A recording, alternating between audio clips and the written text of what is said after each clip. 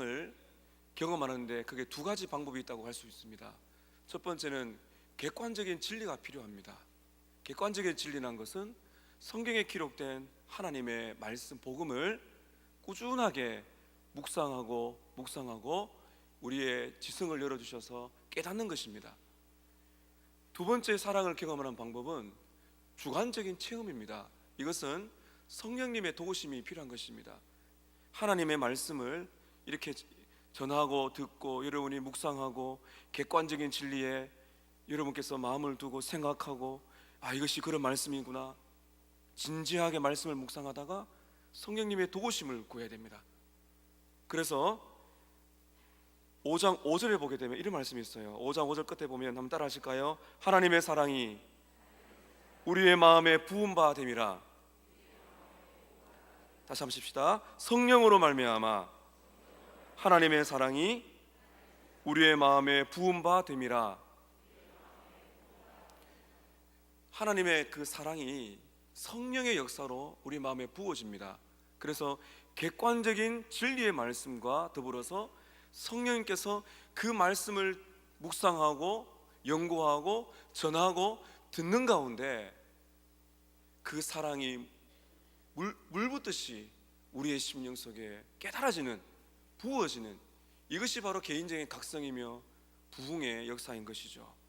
여러분, 그래서 우리가 왜 예수님이 십자가에 죽으셨는가, 이렇게 우리가 구절구절을 연구하고 또 묵상하는 이유가 거기에 있습니다. 절대로 우리는 객관적인 진리에서 떠나면 안 됩니다. 우리 서머나 교인들은 덮어놓고 믿는 것이 아니라 하나님의 말씀을 구절 구절마다 암송하고 묵상하면서 잘 배우셔야 됩니다. 그러나 거기서 끝나면 안 돼요. 기도하셔야 됩니다. 성령 하나님, 이 말씀의 진리를 열어주십시오. 묵상하고 또 묵상하는데 이 말씀이 정말 내 마음속에 사랑이 부은 바 되는 이런 놀라운 성령님의 역사가 내 안에 있게 해주십시오. 이렇게 기도를 하고 나갈 때 평소에도 이렇게 잔잔한 이슬비가 쏟아집니다. 그러나 어느 한순간에 우리의 마음을 뜨겁게 만들고, 마치 로리 존스 목사님이, 조나단 에드워즈 목사님이 글을 읽다가 마치 마음이 불에 데인 것처럼 뜨끈한 그런 감동이 우리에게 찾아오면서 하나님의 특별한 시기에 다다르게 되면 물밀듯이 이 사랑의 물결이 우리에게 미치게 되는 것입니다. 오늘도 그러한 은혜가 있기를 소망하며 축복합니다. 자, 여러분, 우리는 지난 시간에 예수님께서 우리를 대신하여 십자가에서 죽으신 사건을 묵상을 했습니다. 우리에게는 우리의 죄값을 치를 능력이 없지만은 속량, 예수께서 자신의 피를 쏟으심으로 노예에서 자유케 되는 속량을 지불하셨는데, 그것은 바로 우리를 위한 화목제물이었다고 말씀드렸습니다. 우리의 죄로 말미암아서 하나님의 불같은 진노가 우리에게 떨어지게 되는데, 그것을 우리가 받게 되면 우리의 인생은 영원한 멸망이지만은 그 하나님의 공의를 이기는 하나님의 사랑이 공의를 이기고 우리의 심령 속에 어떻게 왔는가 하면은 우리의 대리자, 하나님과 우리 사이에 대리자가 필요했으니 그 대리자가 바로 하나님 스스로 행동을 취한 것이다. 그 복음은 하나님 중심인 것이죠. 그리스도 중심인 것이고 십자가 중심인 것입니다. 그래서 예수님께서 하나님과 우리 사이에 서셔서 화목제물이 되셔서 그 하나님의 진노를 받으심으로 결국에는 하나님의 진노가 제거될 수 있도록 이제 우리에게는 더 이상 하나님의 진노가 없는 그러한 결과를 맞게 되었습니다. 그 결과 하나님이 더 이상 우리에게 더 이상 진노하지 않는 이런 결과가 오늘 화목입니다. 화목제물 다음에 오는 것이 화목입니다. 여러분, 화목이란 거는 조금 더 이제 원문을 가깝게 보면 화해입니다. 화해. 하나님과 우리가 화해가 필요한 것이죠. 이것을 5장 1절에 보게 되면 화평이라고 말하고 있습니다. 하나님과 우리 사이에 적대 관계, 하나님과 우리 사이에 원수 관계가 해결이 된 바로 그것을 오늘 화목이라고 말하고 있는 것이에요. 저는 오늘 이 말씀을 여러분에게 전하려고 합니다. 하나님은 더 이상 우리에게 진노하지 않습니다. 우리가 그 예수의 십자가 사건을 믿는다면, 우리를 대신하여 피 흘리신 그 예수를 믿는다면 더 이상 하나님의 진노가 우리에게 없습니다. 그 결과를 좀 더 설명하자면 바로 화목의 관계가 설립이 되었다는 것이죠. 하나님과 우리 사이가 상상할 수 없는 거리감이 있었습니다. 그리고 하나님과 우리 사이에는 마치 전쟁을 치르듯이 적대 관계에 있었어요. 오늘 우리가 이제 읽을 그 요절인 10절에 보면 원수가 되었습니다. 이 모든 관계가 한꺼번에 해결된 것이 바로 하나님의 주도적인 그러한 십자가의 사랑 때문에 우리가 하나님과 새로운 관계에 들어가게 되었습니다. 여러분이 예수님을 진정 믿는다면 여러분들이 더 이상 하나님과 원수 관계가 아닙니다. 그렇다면 예수 믿기 전에는 어떤 관계란 것이죠? 하나님과의 원수 관계였다는 것입니다.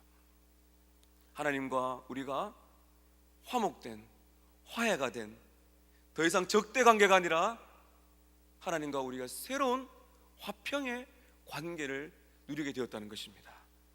저는 오늘 구체적으로 이 화목의 관계가 어떻게 진행되는가를 여러분께 세 가지로 말씀드리고 적용 말씀으로 마무리하려고 합니다.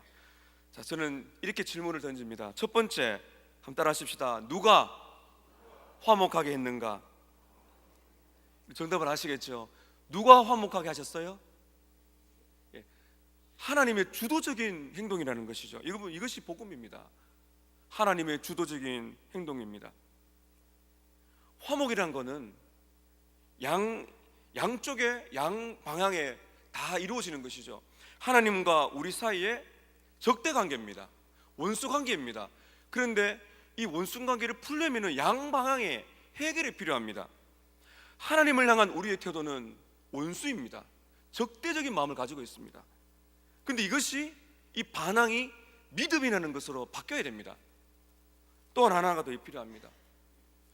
우리를 향한 하나님의 태도가 바뀌어야 됩니다. 진노에서 자비로, 진노에서 긍휼로, 진노에서 사랑으로. 여러분께서 자녀와 관계가 굉장히 어려워요. 근데 화목해야 됩니다. 마치 원수 관계인 것처럼 적대적인 마음이 들 때 어떻게 화목하겠어요? 진짜 화목은 양방향입니다. 부모의 마음도 자녀의 마음도 이것이 양쪽이 다 성립이 되어야 된다는 것입니다. 근데 문제는 무엇입니까? 나는 나를 변화시킬 능력이 없다는 것이죠. 반드시 인간은 외부의 힘이 필요합니다. 내가 내 마음을 고칠 수가 없어요. 하나님 우리에게 말씀하십니다. 너의 태도를 고치고 와라. 너의 심보가 고약하니까 너의 태도를 고치고 와야 너는 은혜를 받는다가 아니에요. 그러면 여기서 저와 여러분은 아무도 구원받을 수 있는 자격이 없습니다. 불가능합니다. 만일 하나님께서 너의 태도를 바꾸고 오면 내가 한번 생각해 보지, 그럴 수 없습니다. 우리는 내가 변화되려면, 나의 반항심이 철저한 주를 향한 믿음으로 바뀌려면 누구의 도움이 필요할까요? 하나님의 도움이 절대적으로 필요한 것입니다. 근데 여러분, 참 놀라운 것은 나의 변화는 외부에서, 하나님이란 외부에서 나에게 도움을 주셔야 내가 변하지만은 하나님은 그렇지 않습니다. 하나님은 본성 안에서 그 사랑이 흘러나온 것이죠. 그래서 나의 변화는 철저한 변화가 필요하다면 하나님 안에서는 그것은 변화라고 할 수가 없어요. 여러분, 그래서 우리가 예수 그리스도의 십자가의 복음을 듣게 될 때 어떻게 놀랍니까? 하나님 따라 하실까요? 하나님께서 이미 모든 일을 해 놓으셨습니다. 이것이 복음입니다. 내가 예수의 십자가의 복음을 들을 때 어떻게 놀랍니까? 하나님이 다 해 놓으셨다는 거예요. 복음을 듣게 되었을 때 마음에 감동이 일어나게 됩니다. 예수께서 나를 십자가 죽으셨구나 깨닫게 됩니다. 그것이 어떤 일입니까? 이미 하나님이 다 해놓으신 거예요. 이미 하나님의 조치를 다 취해 놓으신 것입니다.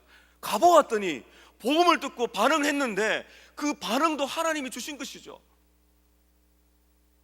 하나님과 나 사이에 있는 적대관계가, 그 죄라는 벽이 이미 제거가 되었어요.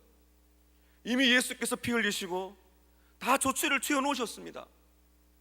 그래서 놀라는 것이죠. 그래서 우리가 해야 되는 것은 받아들이는 것입니다. 그것이 믿음이죠.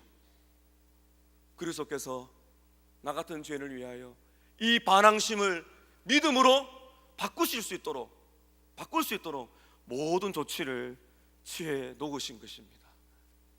여러분 기억하십시오. 예수를 믿고 나서도 마찬가지입니다. 여러분이 마음을 물론 우리는 주님을 사랑하는 마음은 와야 됩니다. 그러나 궁극적인 변화는 내가 나를 변화시킬 수가 없습니다.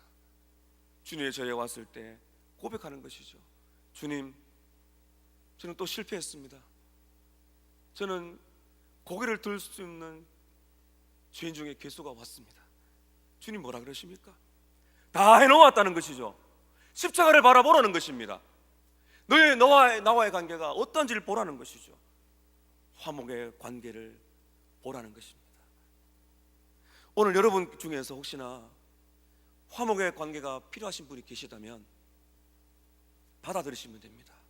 이미 해놓으신 예수의 십자가 사건을 통하여서 나는 나를 변화시킬 수 없지만은 하나님께서 예수를 보내셔서 모든 조치를 취해 놓으신 이 놀라운 십자가의 복음을 받아들이신다면 여러분께서는 이 화목이라는 놀라운 변화의 관계를 오늘 깨닫게 될 것입니다. 첫 번째는 누가라고 말씀드렸습니다. 두 번째 따라하십시다. 언제 화목이 이루어졌는가? 언제 이 화목이 이루어졌는가? 여러분 10절을 보십시오. 자, 우리 10절 한번 읽겠습니다. 시작. 원수되었을 때에 그의 아들의 죽으심으로 말미암아 하나님과 화목하게 되었습니다. 여러분 말씀을 잘 보세요. 언제 그의 아들의 죽으심으로 말미암아 하나님과 화목하게 되었나요? 우리가 언제요? 원수가 되었을 때에, 과거형이죠. 우리 모두는 하나님과의 원수였습니다. 예수를 믿기 전에 모든 상태를 말하는 것입니다. 이것은 지금 사도 바울이 현재를 두고 말하는 것이죠. 나는 현재 원수가 아니에요. 나는 지금 화목의 단계를 합니다. 그러나 돌아봤을 때 내가 원수가 될 그때 여러분 단어를 잘 보세요. 원수입니다. 그냥 하나님과 서먹한 관계가 아니에요. 하나님과의 원수라는 것이죠. 이것이 우리의 죄의 심각성을 말하는 것입니다. 여러분 누가 하나님과 원수가 되겠어요? 이것은 정말 어리석은 일입니다. 두렵고 절망적인 상태입니다. 여러분 하나님과 원수가 되어서는 안 됩니다. 그러나 여러분 우리 모두는 여전히 하나님과 원수들이었습니다. 문제는 무엇인가요? 나는 하나님과의 원수야 라고 의식하며 사는 사람이 아무도 없습니다. 나는 하나님과 원수입니다 라고 진짜 깨닫는 사람이 없어요. 대부분의 사람들은 자기가 하나님을 대적하고 있다는 것을 모르고 대적하고 있는 것입니다. 이것이 타락한 상태입니다. 로마서 8장 7절에 육신의 생각은 하나님과 원수가 된다 했습니다. 이 땅에 태어나는 모든 사람들의 생각은 하나님과 원수입니다. 이는 하나님의 법에 굴복하지 아니할 뿐 아니라 할 수도 없습니다. 하나님의 말씀에 순종할 수도 없고 하고 싶지도 않아요. 그런데 그들의 중심에는 내가 정말 하나님과 원수이구나 몰라요. 언제 깨닫습니까? 복음을 듣게 될 때 내가 하나님과 원수였구나, 내가 그 예수를 못 박은 바로 죄인이구나 깨닫는 것이죠. 예수님께서 십자가에서 이렇게 기도하셨습니다. 누가복음 23장 34절에 아버지여 저들을 사하여 주옵소서. 아버지여 나를 못 박는, 나를 욕하는, 비방하는 저들을 용서하시옵소서. 왜요? 자기들이 하는 것을 모르기 때문입니다. 예수님은 아시죠? 너희들은 하나님과 원수다.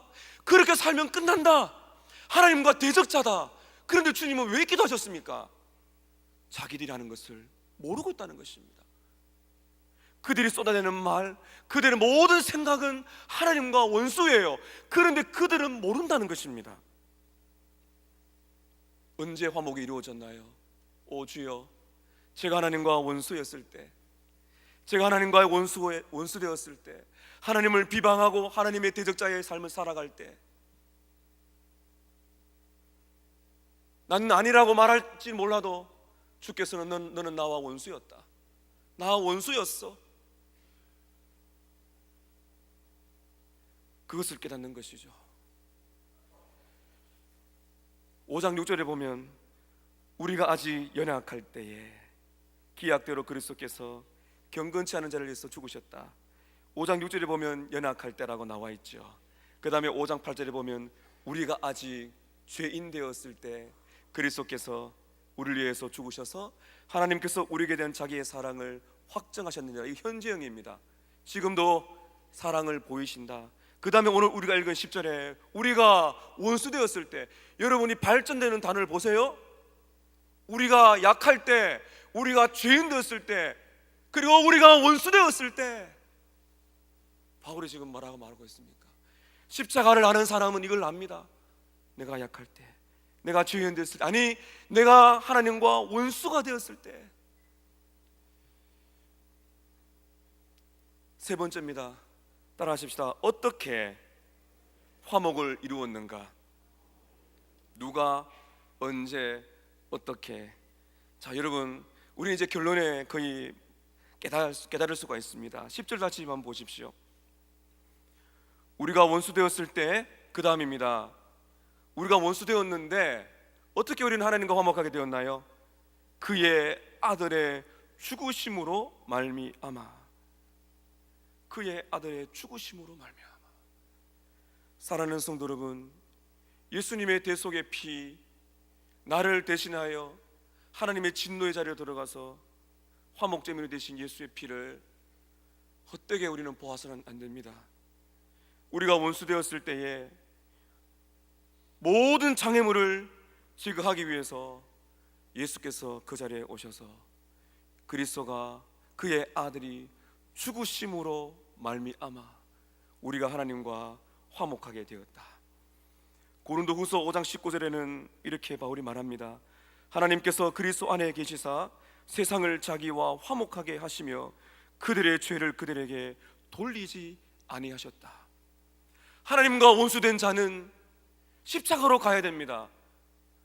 하나님과 대적자들은 반드시 자기 힘으로 관계를 해결할 수 없기 때문에 예수가 필요한 것입니다.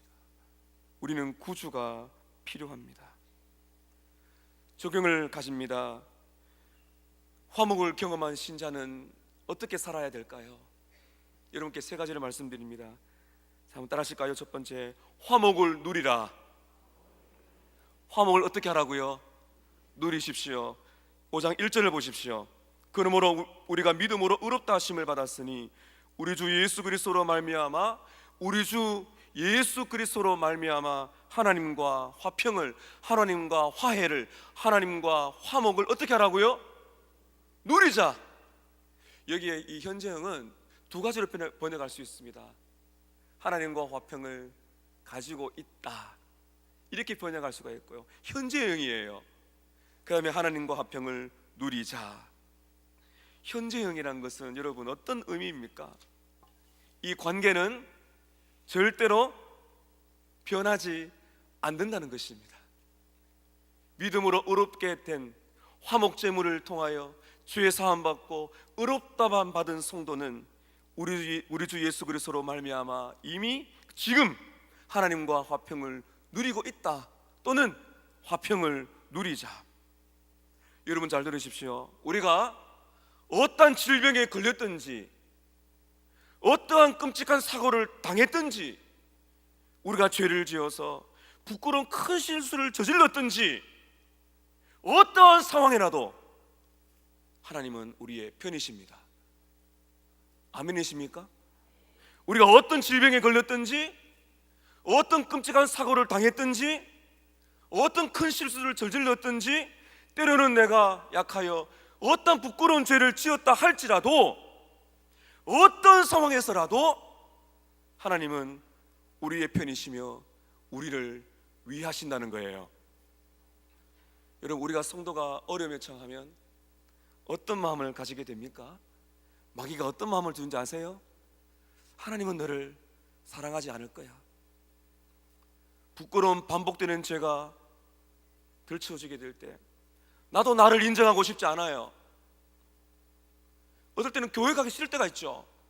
그 마음에 막 정죄감이 몰려옵니다. 너 그래서 어떻게 설교하려고 하고, 어떻게 그래서 넌 기도하려고, 어떻게 예배 드릴 수 있냐, 뻔뻔하게. 여러분, 존 파이프 목사님은요, 거룩한 뻔뻔함이 필요하다 그랬어요. 그게 뭔가 하면요, 하나님은 결코 나를 외면하지 않는다는 것이죠. 하나님은 결코 나를 외면하지 않는다. 죄는 하나님의 마음을 아프게 할 수 있지만은, 그 죄 때문에 나의 마음도 아프지만은, 그러나 결단코 하나님은 우리를 외면하지 않는다는 것입니다. 왜 그런가요? 더 이상 우리는, 예수를 믿는 우리는 하나님과의 원수가 아니라는 것입니다. 하나님과 화평케 된 그 관계는 절대로 변함이 없습니다. 왜 그런가요? 여러분 잘 들으십시오. 왜 그런지 아십니까? 이 화목은 누가 이루신 것이에요? 하나님이 하신 것입니다. 여러분, 물론 우리가 반항해서 돌아왔죠. 그러나 그것도 누가 하신 것이에요? 하나님이 하셨어요. 왜냐? 나는 나를 변화시킬 수가 없기 때문입니다. 어떤 상황에서라도 하나님은 나의 편이시며 나를 위하신다. 이것이 화평을 누리는 것입니다. 여러분, 그래서요, 어떤 상황에서라도 외치셔야 돼요. 하나님은 나의 편이십니다. 하나님과 나는 원수가 아닙니다. 로마서 8장 31절에 따라하십시다. 만일 하나님이 우리를 위하시면 누가 우리를 대적하리요? 로마서 8장 31절에 만일 하나님께서 우리를 위하신다면, 우리 편이시라면 누가 우리를 대적하리요? 질병도 고난도 죄도 사탄도 우리를 대적할 수가 없다는 것입니다. 결국 우리가 내어놓을 수 있는 화목이란 것은 내가 나를 변화시키는 것이 아니라 이미 하나님이 해놓으신 이 위대한 구속의 역사를, 십자가의 그 피로 말미암아 이루신 화목의 결과를 선물로 받아내는 것이고, 받아들이는 것이고, 그 선물을 보는 거예요.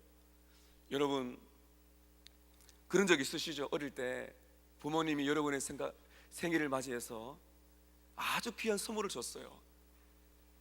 그런데 이 아이는 그 선물이 너무 좋아서 매일매일 쳐다봅니다. 저도 그런 적이 있습니다. 아내가 편지를 써서 선물하고 주는데 너무너무 감격스럽죠. 근데 그 선물이 내가 원했던 것과 똑같아질 때, 너무 행복할 때 어떻습니까, 여러분? 그걸 계속 선물을 보는 것입니다. 여러분, 우리에게는 딸지 않는, 아무리 열어봐도 헤어지지 않는 선물이 있습니다. 구원, 화목. 그 선물을 여러분 바라보십시오. 그 선물이 어디에 있나요? 이 성경 안에 구구절절이 적혀 있어요. 그러므로 성경을 떠나지 않고 여러분, 화평을 누리자, 하나님은 나의 편이십니다라고 오늘 하루를 외치며 살아가셔야 됩니다. 두 번째, 한 단계 더 나아갑니다. 따라하십시다. 화목케 하신 하나님을 즐거워하라. 어떻게 하라고요? 11절 보십시오. 읽습니다. 시작.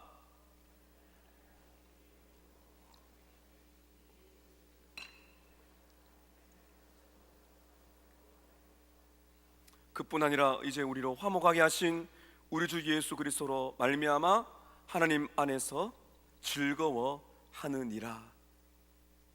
여러분, 놀랍지 않습니까? 하나님을 대적하던, 하나님을 거역하던 그 원수가 어떻게 변한다고요? 하나님을 즐거워하는 것입니다. 이 하나님을 즐거워한다는 것은 이 시간에 다 여러분께 말씀드릴 수 없습니다. 그러나 이제 저와 여러분이 2년 넘어갔으니까 하나님을 기뻐한다는 신학을 아시겠죠? 비록 나에게 이런 것들이 없을지라도 나는 여호와로 말미암아 즐거워하리로다. 빌립보서 말씀에 수없이 바울이 반복한 거 우리는 읽었습니다. 주 안에서 기뻐하라. 내가 다시 말하니 주 안에서 기뻐하라. 어느 누구가 주님을 기뻐할 수가 있겠습니까? 하나님을 즐거워한다는 거, 하나님을 행복해 한다는 거, 여러분 그것만큼 최고의 결정체가 어디에 있겠어요? 누가 주님을 그리워하고, 누가 주님을 갈망하고, 누가 그 주님을 즐거워할 수가 있겠습니까? 원수는 불가능합니다. 그러나 하나님 안에 있는 그 사람, 화해를 이룬 화목해 된 그 사람은 오늘 주님을 생각할 때 기쁨이 있는 것이죠. 찬송가 85장에 클레이버 버나드는 이렇게 고백합니다. 구주를 생각만 해도 이렇게 좋거든. 주 얼굴 배울 때야 얼마나 좋으랴. 4절에 사랑의 구주 예수여 내 기쁨 되시고 이제와 또한 영원히 영광이 되소서. 클레이버 버나드는 이런 고백을 한 적이 있습니다. 이 찬송 작시가가 이런 고백을 한 적이 있어요. 신부가 신랑을 찾은 것이 아니라 신부가 찾아졌고, 신부가 신랑을 발견한 것이 아니라 신부가 발견되어졌습니다. 신부가 신랑을 찾은 것이 아니라 신부가 찾아졌고, 신부가 신랑을 발견한 것이 아니라 신부가 발견되어졌습니다. 찾아오신 은혜를 우리는 붙들었을 뿐입니다. 마지막 세 번째 적용입니다. 따라하십시다. 화목의 복음을 전하라. 고린도후서 5장 20절에 그리스도를 대신하여 간청하노니 너희는 하나님과 화목하라. 하나님과 화목하라. 여러분, 화목의 복음을 여러분 자신과 가정과 일터의 지체들에게 전하십시오. 그리스도를 대신하여 간청하노니 너희는 하나님과 화목하라. 이것이 복음의 영광입니다. 예수를 믿는다는 것은 이미 예수님이 행하신 그것을 보는 것이고 받아들이는 것입니다. 와서 십자가를 보라는 것입니다. 태도가 바뀔 때까지 기다리지 마세요. 기도하고 화목하십시오. 하나님과 더 이상 원수로 살지 말고 하나님과 화목하십시오. 하나님의 화목을 발견하시라고 오늘 여러분 하루를 살아가시면서 기도하시고 포기하지 마시고 화목의 복음을 전하시는 여러분 되시기를 축복합니다. 찬송가 85장 우리 보시고 우리 기도하겠습니다. 85장